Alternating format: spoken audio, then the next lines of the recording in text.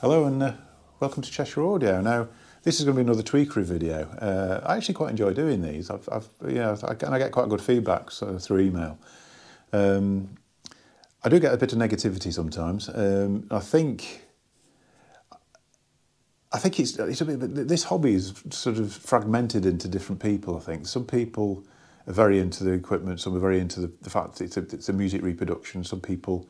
I mean, there's even an element nowadays, I think eBay's the reason for this, that there's an element of people, it's all about the deal. Oh, I got a really good deal on that, that was half price. They tend to have the worst sounding systems. But yeah, we all get different things from it.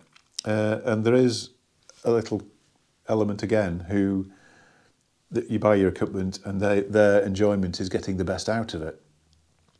Now, I'm not that into aftermarket modifications to things as such. I don't want to go too much into that because I know people get a lot of joy out of it. But my personal thing is I'm not actually that into it. I don't think it's a great idea necessarily. I think the Rega is designed very, very well, and messing with that formula is a bit weird, really. But there are other things you can do. And we've talked about isolation. We've talked about various other things because basically your expensive bit of kit that you've bought is affected by its environment. So limiting the effect of the environment, or you know, vibration and everything else is got to be good, really. I mean, some people love doing it, and you're not going to get huge differences with these things. None of these sort of tweakery things give you massive improvements. It's all more and more a little subtlety here and a subtlety there that all add up into a big difference. And if you're the sort of person who wants to just stick on a record and listen to it and just that's how you use your hi-fi system, you won't want to be using what I'm going to talk about. Subject of the Tweekery video today is record clamps, which I have one here. Various types of these, various ways of doing it, and basically it sits in the centre of your record player, clamping the record down. It's not a new thing, they've been around a long time. I was just working out scarily that I was using a record player with a record clamp on 40 years ago. My old Ariston RD80SL, which had a screw-down clamp. There's various types. There's a screw-down clamp, which the Ariston had, some of the Michel decks have. There's types that will push onto the centre spindle and then you tighten it down and it grips on. And then there's the weight type, which really is the ones I'm going to be talking about today, because that's partly because I've got one here and partly because I think these are the ones that are the most effective.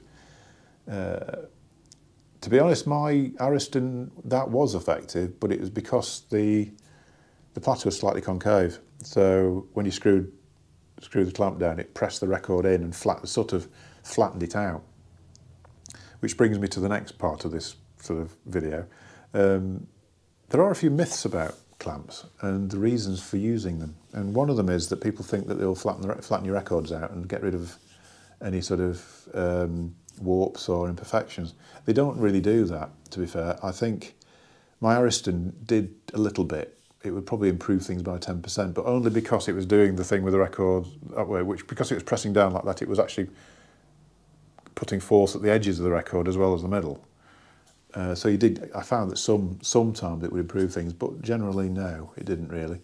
And most of the ones that if you've got a flat platter and you're pressing down in the middle, it's not going to improve in any way what's going on around the edges. There's a theory it could make it worse. So it's one of those, a bit of a myth, but I mean, it'd be nice if they did, but they don't really. What they do is improve the sound quality. And I've experimented a lot with this over the years. I've got one particular customer who seems to be on some sort of holy grail at the moment to try and find the ultimate clamp, because he's tried all sorts of different things, and even between all the different high mass ones, they all sound different. Which is remarkable, really. You would have thought big weight, plonk, that's how it works. But doesn't seem to be the case. It seems to be the amount of absorption that you can get of resonances within this structure as well seems to make a difference. I mean, what is going on with a weight, and I'll just put a record on just to sort of try and show it a little bit. Let's go off on a tangent. I never do this normally. I never go on tangents. Jennifer Warren's famous blue raincoat.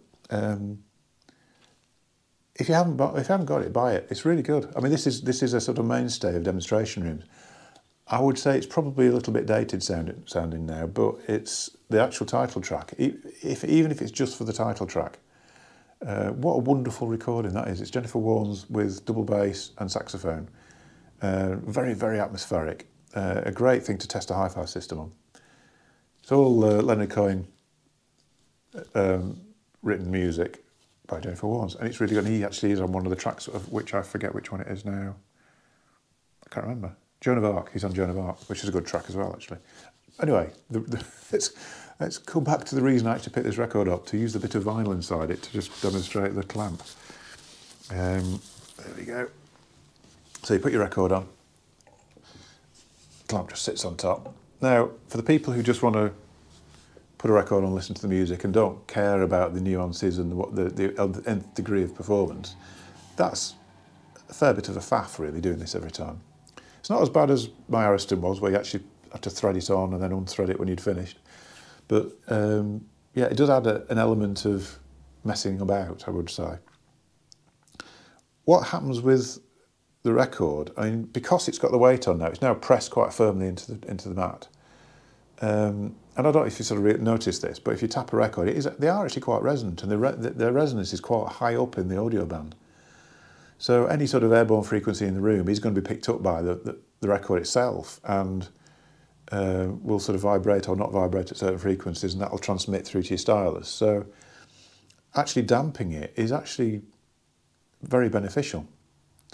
The differences in sound you'll notice is that a lot of the mid-band stuff is much better defined, much more linear and more, there's just a lot more going on in it, and you hear more nuances of what's. It's, like I say, it's not a massive thing, but it is there. So it's one of those things, if this is important to you, then certainly try one and see what you think of it. The other thing that they do, obviously, because we've talked about the mass of platters before, is that adding mass to the platter is always a good thing, because you're adding to the sort of flywheel effect. I mean, not as much because it's in the centre, and I'll talk about this in a second, but it's like the sort of ballerina effect of the weight in the middle isn't, it's not really adding as much sort of force as it would be if it was spread out more. But no, I mean, again, you just feel as though there's a bit more sort of dynamic about the recording somehow with the weight on. I mean, this is quite heavyweight. I wouldn't necessarily go this heavy with a Rega 3. I mean, this I'll show you on, and I've got another deck over there. I'll show you which is this is more appropriate for. I mean, this one is made by Project. It's about 50, 60 pounds, I can't remember, something like that. They do a much lighter one. There's about this is 800 grams. There's one about 200 grams, which might be more appropriate for a Rega, to be honest. But I wouldn't say this is going to cause any issues particularly. I mean, this is something you read on the forums. Is you mustn't use that on a Rega. It'll destroy the bearing, and the motor won't. You destroy your motor. It'll stretch the belt and all this sort of thing. Not the case, really. It's the motor. I mean, the argument against it with the motor is that it. I mean, think about the older Regas. Use a Prematech or a Airpax motors, which is the same motor, exactly the same motor that Lynn used on the Sondek, which has a much heavier platter than the Rega does. No problems with Lynn Sondeks with motors. Absolutely bulletproof. So you're not going to damage the motor, and really you're not going to damage the belt. And when I was talking about ballerina effect, all the mass is in the middle, so the actual initial inertia to start the platter up isn't much different, really. So yeah, like I say, belt and motor, they're not really going to notice it, I don't think, particularly. And even if they do, like I say, a robust motor, not going to cause an issue. The one thing that will be affected, in theory, is because of the extra mass there, there's more pressure on the ball bearing and the main bearing itself. What I would say again about this is that the main bearing on the Rega is really robust. I mean, I probably wouldn't do this if you've got an aftermarket bearing. However much you've spent on it, they seem to wear out very, very quickly. The Rega bearings, you get 30, 40 years before there's even a mark on them, quite often. Some of the aftermarket ones I've seen at 6 months and 12 months, and they're worn out. So putting something like this on is a no-no, really. You'd probably destroy them. But like I say, original Rega bearing, pretty well, And even if it was the case that you did wear out the bearing early, Rega bearing is £20–25. It's not an expensive, because they've made so many of them now. They don't charge a lot as a spare part, and they're not trying to make money on the spare parts either. Rega, they don't seem to do that. You don't have to pay a fortune for spare parts of them. So yeah, I would say as far as the Rega goes, yes, try a clamp on one. It does improve things. Rega say no. In theory, I've never actually seen.